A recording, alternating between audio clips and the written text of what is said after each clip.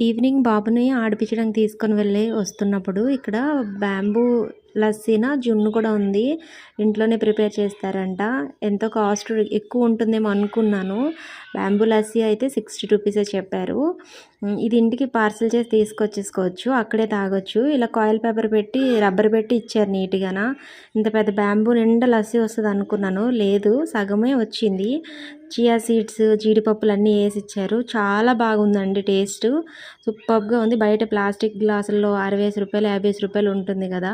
అలా కాకుండా మంచిగా బ్యాంబూలోని చల్ల చల్లగా బాగుంది. జున్ను కూడా రూ. 30, రెండు కలిపి రూ. 90 అయింది. జున్ను కూడా ఇంట్లో చేసుకున్నట్టుగానే బాగుందండి. మార్నింగ్ సుమన్ టీవీ వాళ్ళు వచ్చి ఇంటర్వ్యూ తీసుకున్నారని చెప్పారు అంకులు. బాగుంది, వెళ్ళి తాగొచ్చు అనమాట ఈసారి కూడా. కొంచెం వీడియోస్ చూసి వెళ్ళిపోకండి, ఎంకరేజ్ చేయండి నన్ను కూడా. ఛానల్ సబ్స్క్రైబ్ చేసుకొని సపోర్ట్ ఇవ్వండి ఫ్రెండ్స్, ప్లీజ్.